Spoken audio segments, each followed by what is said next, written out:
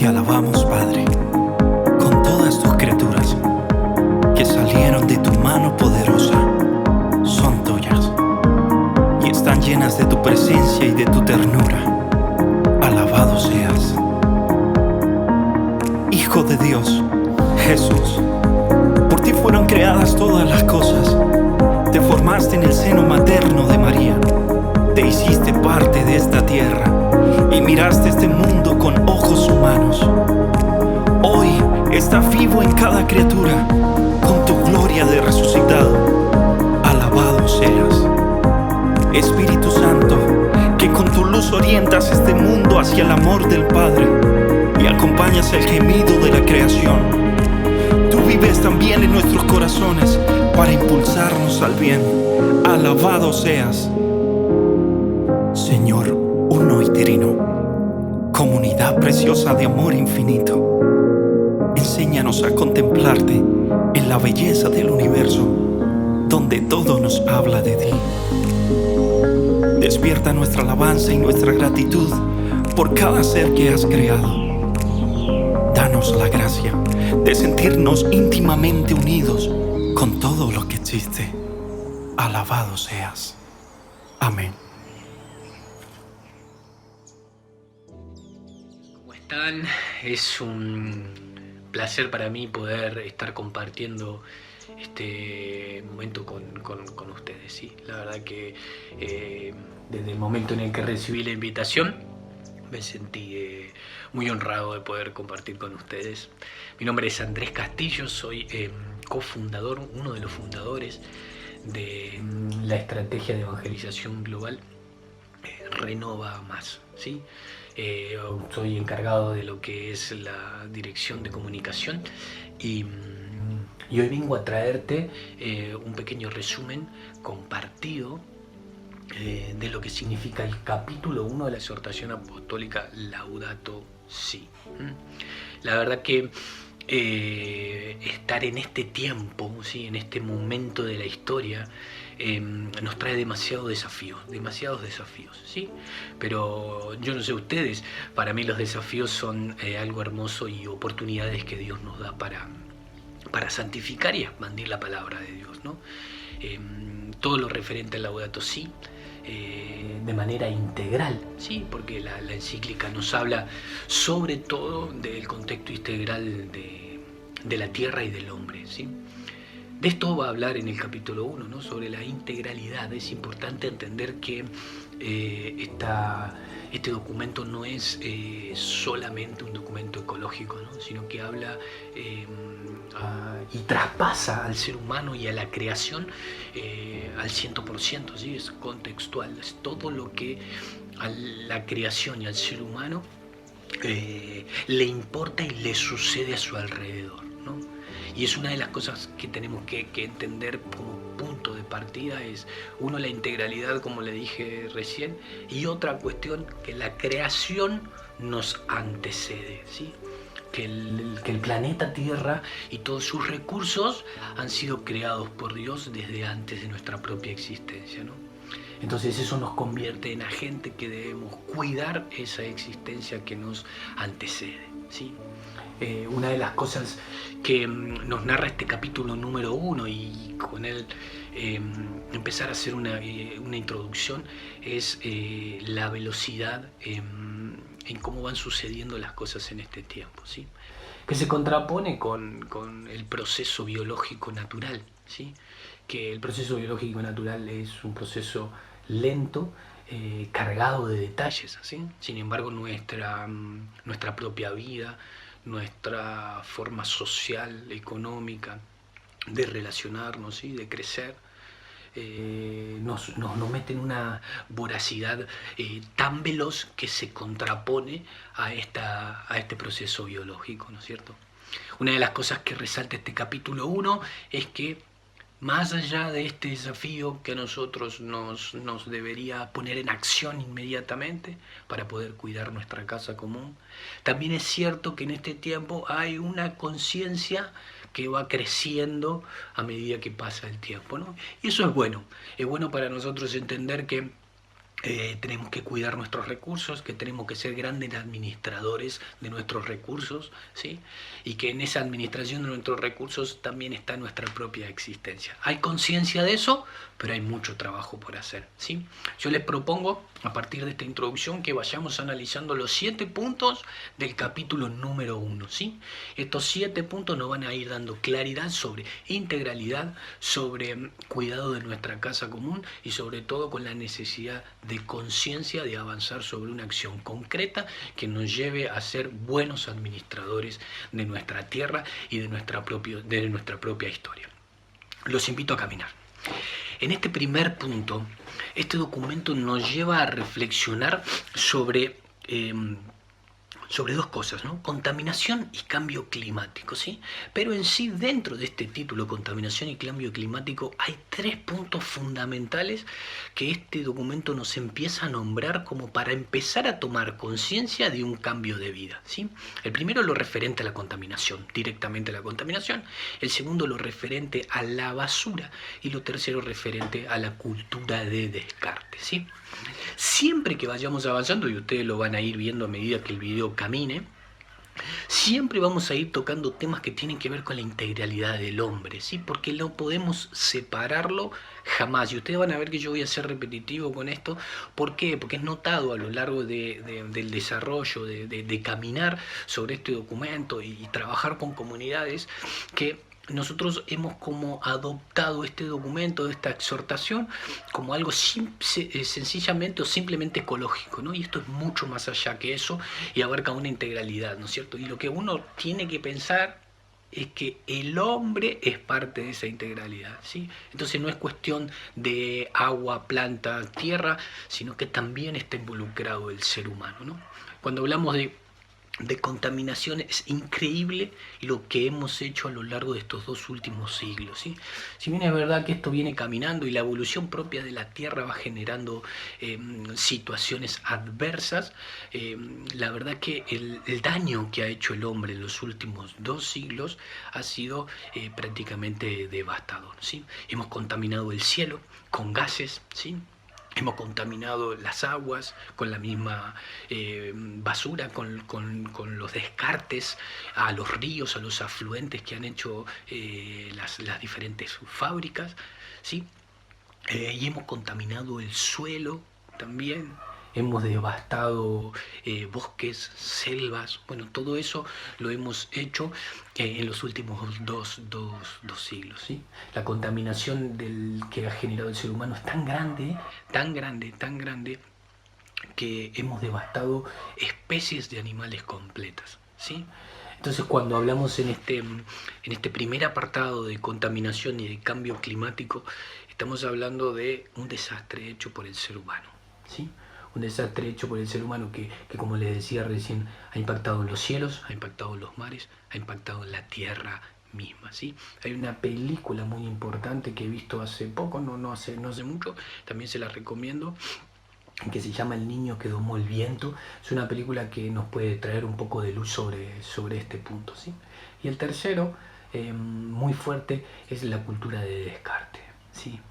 Nosotros como seres humanos acostumbrados a la globalización, ya a esta altura acostumbrados a una globalización abrasiva, nos hemos olvidado de muchas de las personas, ¿sí? Así como hoy todo depende del ya, compre ya, tenga ya, siempre lo último, siempre lo nuevo, ¿sí? Empezamos a sentir que aquello que no nos sirve o que no nos conviene, los descartamos y lo tiramos. Inconscientemente hemos trabajado la misma línea con las personas, ¿sí? Y las personas que más han sido víctimas de todo esto son las personas que tienen menos recursos, ¿sí? Más adelante vamos a ir desarrollándolo cómo, pero lo interesante es que hemos generado una cultura de descarte. Lo que no nos sirve lo hemos tirado, ¿sí? Y lo hemos hecho con el plástico en el mar, lo hemos hecho con la basura en la tierra, y con el ser humano también, ¿sí? Hemos relegado recursos, hemos relegado atención, hemos relegado situaciones que son básicas y primarias para las personas en lugares donde hay extrema pobreza, y donde los países son menos desarrollados, ¿sí? Lo interesante de esto es que nos está llamando tanto la contaminación como la basura, como la cultura de descarte, nos está llamando a un cambio de vida, ¿sí? A superar este modelo básico de vida, a evolucionar un modelo donde tengamos menos contaminación, conciencia de la contaminación que podemos generar individualmente, ¿sí? También el tratamiento de la basura, ¿sí? Y también cómo nos relacionamos con la gente que tiene menos recursos, ¿sí? Primer punto del capítulo 1. El segundo punto nos invita a reflexionar sobre la cuestión del agua, ¿sí? La verdad es que el agua potable y limpia representa para nosotros algo de primera importancia. Así lo manifiesta su Santidad Francisco en este punto número 2. Es de primera importancia, es de suma importancia, ¿sí? Porque es necesaria para la vida humana. Lo cierto es que el maltratamiento del agua, sobre todo la contaminación, ha hecho que el agua escasee a nivel mundial. Uno de los continentes más afectados, y es nombrado en esta exhortación, es África, donde hay grandes procesos de sequías por el mal tratamiento que hacemos con el agua y la contaminación que hay en el agua, ¿sí? El agua no es potable ni no es limpia. Hay lugares donde no se conoce el agua potable. Yo estoy en Argentina, hemos hecho un trabajo en el norte de Argentina y hay comunidades dentro de los montes en el norte de Argentina donde no conocen lo que significa el agua potable. Sé que en África también pasa de la misma manera, que es el ejemplo que nombra la exhortación, pero quise nombrar un ejemplo en Argentina para también cercano, para que ustedes vean que esto es no pasa en un solo lugar, sino que está pasando en diferentes lugares, ¿sí? Ahora, ¿qué es lo que sucede? Al escasear el agua potable y limpia, se ha avanzado económicamente y los grupos empresariales han avanzado en lo que es la privatización del agua. Y no solo estamos generando muertes y enfermedades a través de la contaminación natural que se da en algunos lugares, o digo natural, pero estoy diciendo la contaminación que se da directamente en el río, en los pozos, en las napas, en los mares, no solamente en ese lugar, sino que estamos haciendo que gente que no tiene recursos para poder adquirir el agua potable que se nos vende, también tenga que caer en el consumo de esa agua. Y esa gente también tenga enfermedades y muchos de ellos mueran por esta situación, ¿sí? Es importantísimo entender lo del agua. El agua es un derecho básico, no deberíamos nosotros tener que comprar un derecho básico. El derecho básico se nos tiene que dar gratuitamente porque justamente es un gran derecho, es un derecho indispensable y básico para la supervivencia de las personas, ¿sí? Esto nos está diciendo que necesitamos generar un plan, que se necesita generar una estrategia acorde para la buena administración de los recursos, sobre todo el recurso del agua, ¿sí? Si bien los países desarrollados han despilfarrado el agua potable por sus acciones, también a nivel individual, no solo a nivel países y a nivel potencia, sino también individual, la gente en países menos desarrollados ha derrochado el agua en circunstancias comunes de la vida. Entonces, lo que nos va a decir esta exhortación en este punto número 2 es que en verdad lo que necesitamos es un cambio cultural, ¿sí? Necesitamos capacitación, necesitamos formación, necesitamos conciencia y necesitamos que la cultura dé un vuelco importante, ¿sí? Acá el desafío individual, que cada uno pueda formarse para saber cómo es la mejor manera de manipular el agua en su casa, en su trabajo, en el lugar donde esté, para que no se genere un derroche y poder cuidar y readministrar los recursos del agua. En el punto número 3, la exhortación nos lleva a analizar, compartir y comentar la pérdida de la biodiversidad, ¿sí? A través de lo que son las economías de inmediatez, los recursos de la tierra están siendo depredados, ¿sí? Digo la palabra depredado para tener un término extremo, ¿sí? Los recursos están siendo agotados a una velocidad increíble. Y todo esto se lo debemos a una economía de inmediatez, ¿sí? Nos hemos dedicado a perder selvas y bosques enteros, ¿sí? Y cuando vemos lo que significa para nosotros los pulmones que hay en el mundo, que ya son muy pocos, los que nos dan el aire puro para respirar, a veces creemos que solo es el tema de los árboles, el tema del agua, el tema de los ecosistemas que se generan en ese lugar.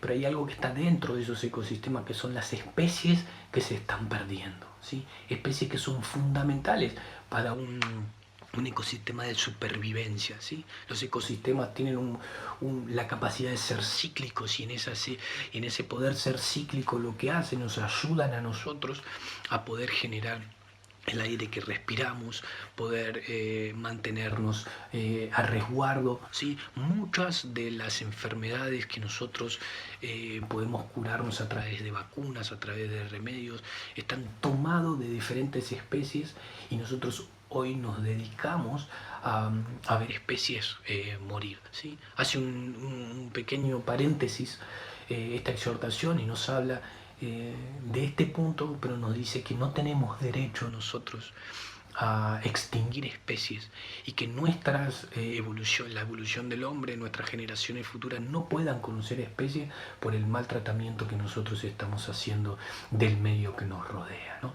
Y eso es muy importante, porque, como decíamos al principio, estamos siendo mal administradores de lo que Dios en su creación nos ha otorgado y nos ha dado a cuidado, ¿sí? Estamos siendo muy mal administradores. Pero no solo son los bosques, son las selvas, son los ríos. También con construcciones, a medida que las ciudades, a medida que las construcciones van avanzando sobre el terreno, sobre lugares vírgenes que tenemos en el mundo, también se van rompiendo ciclos, como pueden ser los ciclos de las migraciones, ¿sí? Animales, especies enteras han roto su ciclo de migración, y eso los ha llevado a morir, a desaparecer, porque no logran encontrar el hábitat necesario para poder sobrevivir, ¿no? Y sobre todo hace un hincapié muy fuerte sobre el exterminio de los peces en el mar, ¿sí? Los mares son el caudal más grande de agua que tiene el mundo, ¿sí? Hay especies de seres vivos en el fondo del mar que aún nosotros no conocemos. Y sin embargo, aunque no conozcamos esas especies, ya estamos atentando contra ellas, ¿sí? Como le decía en el apartado 1 del capítulo 1, le decía, por la contaminación, por la basura. Es increíble ver cómo en el medio del mar se han formado islas de tamaño de la isla, de tamaño de islas normales, con basura, ¿no? Y cómo estamos contaminando los mares y atentando contra especies animales que ni siquiera conocemos, ¿sí? Esto también nos tiene que llamar a la conciencia. Nos tiene que llamar a la conciencia, y nos tiene que llamar a entender que las economías de inmediatez nos dan soluciones rápidas, pero que nos condenan a largo plazo. En el apartado número 4, la exhortación apostólica Laudato Si nos invita a incorporar al ser humano adentro de la creación del planeta y de la casa común. Muchas veces no nos damos cuenta que nosotros como seres humanos somos agentes primarios en este planeta que nosotros mismos estamos destruyendo, en esta casa común que nosotros no estamos cuidando, y en esta creación de Dios que no estamos administrando bien. Y básicamente en 3 pilares fundamentales: las necesidades básicas, ¿sí? La felicidad, desarrollarnos como personas felices, y sobre todo la dignidad. A veces creemos que la dignidad es un plus, es algo que viene anexado a nuestra realidad de ser humano, pero lo cierto es que el hombre, cuando pierde su dignidad, pierde la capacidad de ser humano. Entonces la dignidad es tan o más importante que atender las necesidades básicas, ¿sí? Y en esta parte nosotros estamos generando una gran masa de seres humanos que están excluidos de todas nuestras acciones, pero también excluidos de nuestros pensamientos y de nuestra concientización, ¿sí? Entendemos y hemos creado lugares ecológicos, lugares verdes, donde movernos y donde vivir, porque hemos entendido que necesitamos esos espacios. Lo hemos hecho en acciones locales, en acciones regionales. Sin embargo, hemos hecho que esos espacios sean exclusivos para algunas personas, ¿sí? Excluyendo a otras. El ejemplo más claro es el ejemplo de los country, de los barrios cerrados, donde nosotros podemos ver un gran contacto de la gente que vive en ese lugar con la naturaleza. Sin embargo, muy cerca de esos lugares, grandes asentamientos de pobreza donde no hay buen tratamiento del agua, donde no hay árboles, donde no se respira aire puro, donde en muchas oportunidades se convive dentro de basureros, donde el basurero es la fuente de alimento de esos barrios. Lo segundo motivo de exclusión es lo que hemos hecho a nivel educativo. Las personas no tienen la capacidad de generar, allá sea culturalmente, económicamente o políticamente en algunos casos, un proceso de educación normal. ¿Por qué? Porque muchas veces tienen que salir a buscar el sustento diario. Y al salir a buscar el sustento diario tienen que hacerse cargo de familias, de casa con muy corta edad, ¿sí? Y los que no tienen acceso a una educación son parte también de los excluidos. Hemos sido excluidos socialmente. Sí, la tercera forma de excluir es socialmente. ¿Cómo se excluye socialmente? Cuando no tenemos acceso a cuestiones tecnológicas, cuando no tenemos acceso a ciertos trabajos que están destinados para cierta área de la población, estamos siendo excluidos socialmente. Y como para cerrar los ejemplos de exclusión, el ser humano está siendo excluido como derecho cultural humano. ¿Qué significa eso? Que nos hemos acostumbrado a excluir personas y a esta altura aquellos excluidos ni siquiera forman parte de nuestro pensar, de nuestro cambio, de nuestra estrategia para evolucionar como raza humana, ¿sí? Y eso lo lleva a que ciertos humanos inconscientemente y tal vez por ser olvidados están perdiendo la capacidad de ser humanos. El punto número 5 nos plantea la inequidad planetaria, ¿sí? ¿Qué significa la inequidad planetaria? Es que este mal uso y mala administración que estamos haciendo con los recursos empieza a golpear a los más pobres, sobre todo a los más pobres, nos golpea a todos, pero a los más pobres los golpea con mucha más fuerza, ¿sí? Ejemplos que da en este apartado son, por ejemplo, la contaminación de los ríos, que están matando y desapareciendo las comunidades que artesanalmente viven de la pesca, ¿sí? Que haya recursos cada vez menores en cuanto al agua potable y limpia, ha acelerado el proceso de privatización, pero muchos de los que no tienen los recursos económicos para comprar agua envasada tienen que acceder a agua de menor calidad, incluso hasta agua contaminada que atenta contra su propia vida. Los gases que hemos tirado a la atmósfera, el calentamiento global, que los hielos se derritan, han generado el crecimiento de las aguas en las riberas y en los ríos. Grandes comunidades sufren inundaciones porque viven al costado de la ribera de los ríos y de los mares.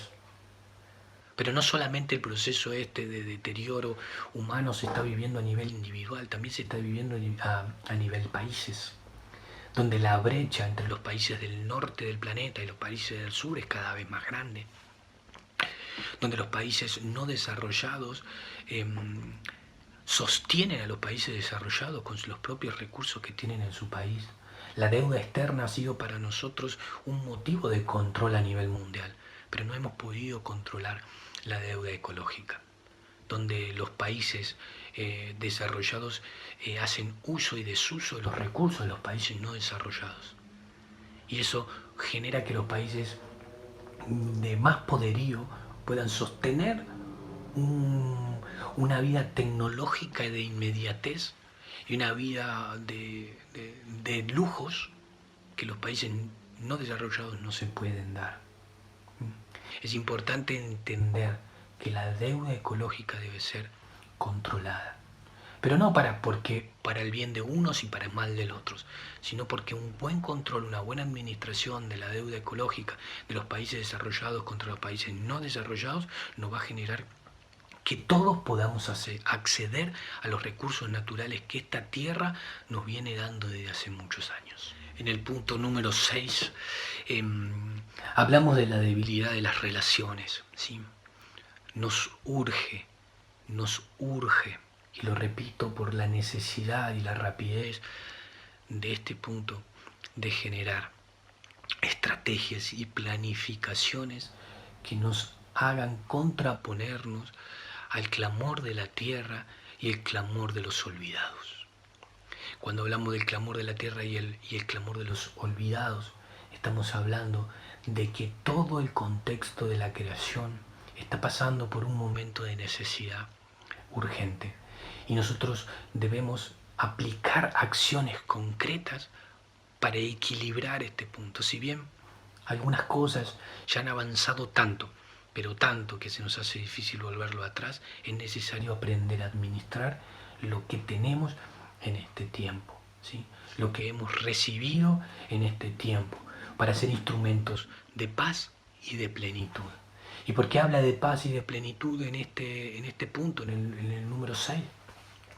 Sencillamente porque cuando los recursos empiezan a escasear, la posibilidad y el porcentaje de una guerra mundial empiece a crecer, ¿sí? Ya sea por disputarse esos recursos o por resguardar esos recursos, ¿sí?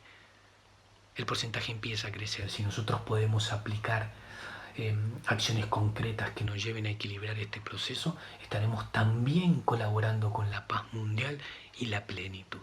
Es por eso que esta exhortación es una exhortación que habla desde la integridad, ¿sí? Porque no es solamente los recursos, sino todo el contexto que se moviliza alrededor de los recursos. El ser humano que hace uso de esos recursos, las especies que hacen uso de esos recursos, el plan económico que debería estar acondicionado a los recursos y a la capacidad que tiene la Tierra de generar nuevos recursos, nos está llevando a perderlo todo. Y en ese perderlo todo nos está llevando a que cada vez más haya un porcentaje mayor de que la paz conservada en el mundo se termine y se generen guerras. Y lo que la guerra genera es más destrucción, es más contaminación, es más atentar contra nuestro propio planeta, es más atentar con nuestra propia creación, es más atentar con nosotros mismos y contra nuestros derechos de libertad y de desarrollo. Y por último, en este punto número 7 del capítulo 1, esta exhortación nos lleva a entender la diversidad de opiniones, ¿sí?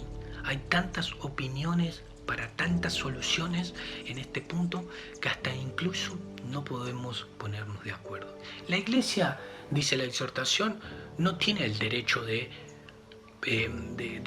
llevar una solución concreta, pero sí está llamada a que todas las voces sean escuchadas y a velar por el buen diálogo entre cada una de las opiniones, ¿sí? Entonces, en este camino de casa común, de creación, de planeta, la Iglesia nos llama al diálogo, nos llama a la conciencia de la urgencia, nos llama a darnos cuenta que tenemos que hacer algo ya, que no hay tiempo, que tenemos que pensar no solamente en cada uno de los sectores de nuestro planeta, sino en cada una de las consecuencias que generan esos sectores del planeta, donde tenemos el agente principal y el que más cuidado nos debe traer, que es el ser humano. Nuestras propias acciones deben ser acciones que fomenten el buen crecer de toda la humanidad, de todo el planeta y también el buen crecer de las nuevas generaciones de humanos que van a venir en lo próximo, ¿sí? Son tus hijos, son tus nietos, son tus bisnietos, es tu propia familia a la que la Iglesia está invitando a cuidar y a concientizar. Espero que les haya servido este resumen. Lo hemos hecho desde un lugar integral, que es como creemos que hay que tratar esta exhortación apostólica. Lo he repetido varias veces a lo largo de este comentario, en este video. Y espero que haya llegado con claridad y con simpleza para que también podamos tomar conciencia, pero no solo decir, uy, nuestro planeta necesita cuidado, sino que la conciencia nos lleve a hacer acciones locales, regionales, individuales, para empezar a generar un cambio cultural que nos lleve a ser buenos administradores de nuestra creación. Les mando un fuerte abrazo. Andrés Castillo desde Argentina. Espero que estos encuentros y estas charlas que estén escuchando, viviendo y compartiendo les sirvan para el desarrollo humano. Hasta la próxima. Yo daré, alabado sea.